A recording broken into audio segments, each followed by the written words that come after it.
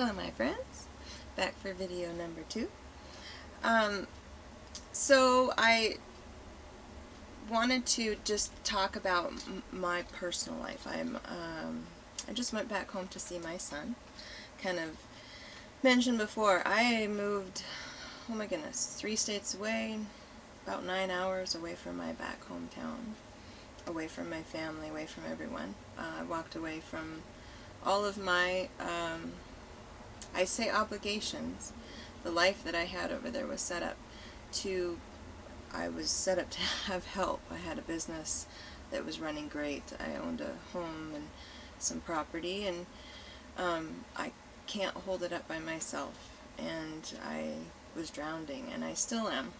So I have decided to, you could say, walk away from my responsibilities or whatever have you, but as a Jehovah's Witness, I was not getting any help.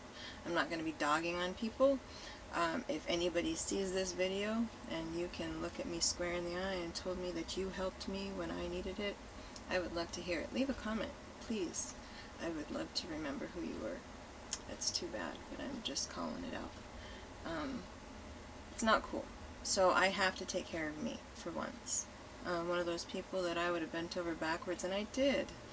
And now I have a permanent scar. So, my back's for me to carry, and I'm figuring that out finally. It took me a long time, I guess. Not the sharpest tool in the shed, but we're working on that. Informing myself. So I got my car back. I had mentioned that I got in a little accident, got forced off the road, and a really bad experience at this shop in Oregon, and I'm not going to go into that, but came to the fact that they had my car for 4 months, and when I got it back it didn't run well, so I had to take it back in the shop, and in the meantime the 4 months that they had my car was 4 months I didn't get to see my boy, and it's heartbreaking. I grieved a lot. It was really hard, and it still is hard. It's a long time for your kid who's a teenager to go without seeing their mom. So, once again, kiddo, I apologize. If you see this video, you know that we had a good weekend, and we really did. So, you know that I feel bad that I wasn't able to be there for the last 4 months, but just know it wasn't on purpose, and I am trying really hard to make things right. So moving on, yes, I had an amazing time with my son. Not going to go into specifics because that is our private information. However, I will let you guys know that he told me that he is no longer going to meetings. I did not encourage him. I have only been very specific in my own beliefs and very accepting and not judgmental towards him and his. I have encouraged him to make sure of his truth and to find it in any sources possible. Just, you know when truth is truth and when it's not. So he has decided that he is going to not attend meetings for a while, and if he chooses to go back, that is his prerogative. I really don't care. The only thing I care about is his happiness.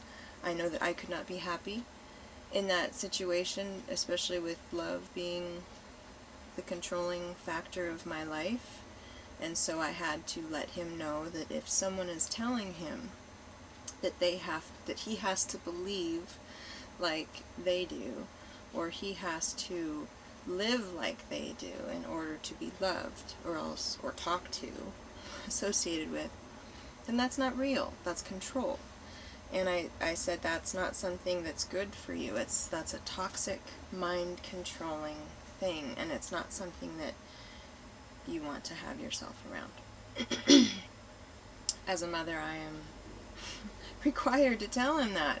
My goodness, what kind of mother would I be if I didn't see a way that someone was trying to manipulate him and I didn't say anything? I did it to him. I actually apologized with tears. I feel bad. My goodness.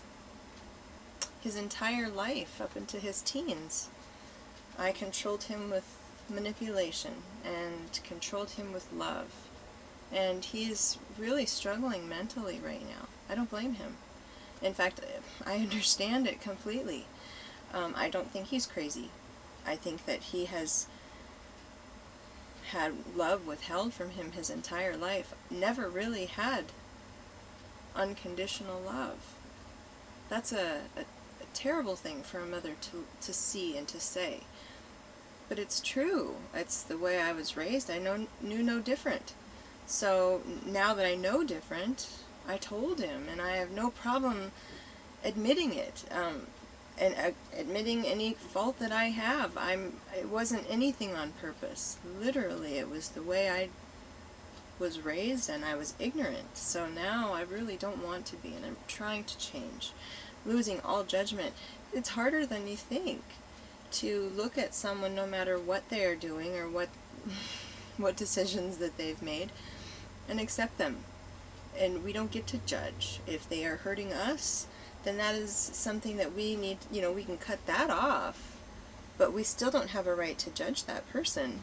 So we have a right to not allow that person to affect our life if they're toxic. But that doesn't mean we can judge them. We don't get to tell them what type of person to be, just if we can or cannot personally be around them.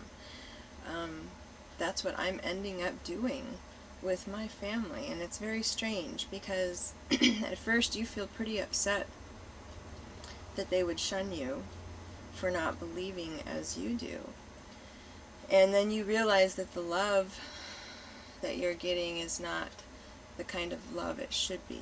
I can't say it's not real love. I have no doubt in my mind that my mother and my father love me dearly.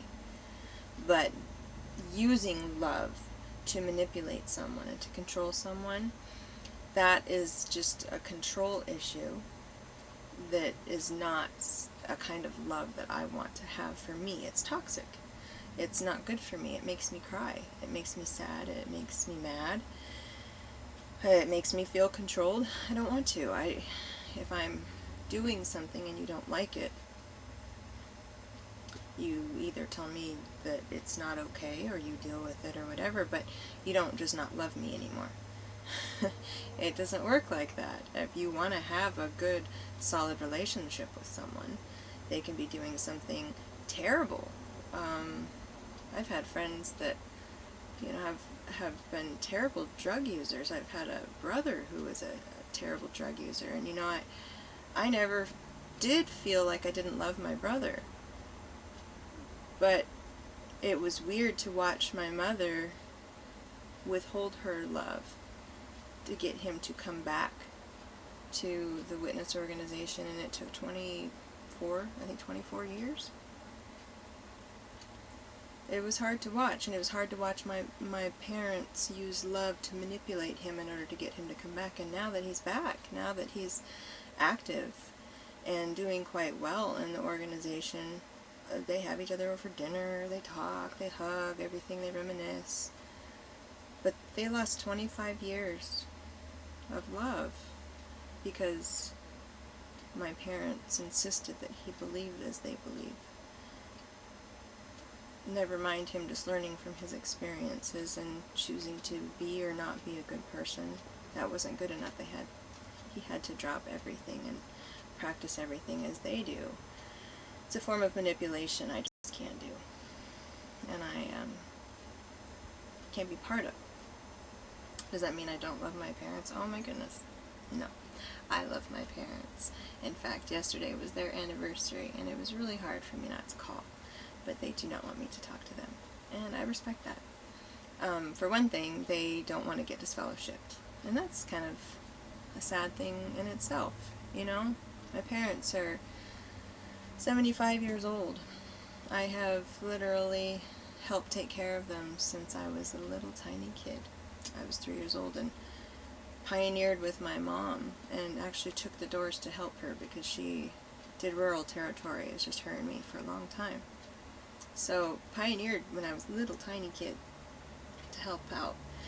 And I love my mom. I did that because she needed help. because I loved her, because I saw that she was tired and giving up a lot for her God that I could help out too. There's a lot of things that I try to do for my parents. Unfortunately, I gave so much that I wore myself out, wore myself down, and I'm not even 40. So we have to be careful how much we give. Yes, my parents were old when they had me, but they also chose to have me when they were old. It was a responsibility that they had, so I kind of took that responsibility and decided that I was going to carry the whole family. And everyone knows this. I wouldn't have changed it for a million years. In fact, I still help out as very much as I possibly can. But you can't take all that from someone who believes as you do, and then when that person decides that they can't believe that way, no longer talk to you like you're some piece of crap. Because I haven't disassociated. I have valid reasons as to why I can't believe it, and it's not good enough. So you cannot leave and not be shunned. You can't disassociate and not be shunned. You can't be disfellowshipped and not be shunned. You can't be inactive and not be shunned. The only way that you can avoid shunning is by doing exactly what they tell you.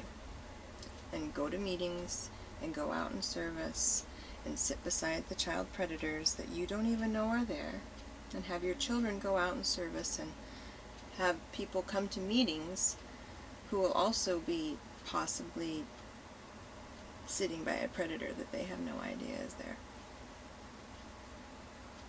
I can't do that. And yet I have said this. I have said this to my family. And they shun me. There is something wrong with that. I haven't had any personal grudge. I'm not sitting here crying that I had this terrible experience or whatever. I mean, all of us. My goodness, it's really a hard religion to not have a terrible experience in. So, I can't, and yet they won't talk to me. That's wrong. You know it, and so I be brave. So when I talk to my dad, I understand that it's a fear of man. That's all it is, because they're your parents, they're your family. Jehovah, God knows that you love your kids, or you love your sister, you love your brother, you love your cousin, your best friend, whoever it is. God knows you love them. And most likely, in the bargaining stage, we will come up with some little code of text or Facebook Messenger, or some little way to leave a note to those that we love, even those who we might not be able to really see anymore. But if we really love them, and they have decided to leave for good, you're going to have a little code, because there's no reason as to not. They're good people. That's why you're so sad that they're gone. They're good people, and there's no reason as to not love them. There's no reason to shun them. Except for that people tell you to do that. God doesn't say that. Nowhere in the Bible really does it say that. They twist some things around and try to make it look weird, but when you actually think about the love as a son who came down representing his father, that love that was free, he did not want that tempered within the family arrangement. Not at all. And the split of the families, that was a sign of the times, according to Scripture. Food for thought. So moving on, that I love you, or the little code or whatever that we use with our family, that's because we're afraid of man. That's a fear of man right there, because God knows. God knows what that means. So you're not bypassing him, you are bypassing the ridiculous law of shunning and to appease elders or brothers who can have power over you. So it's just a way of control. You can see it, and it's unfortunately a fear of man that we shouldn't have to worry about in the first place.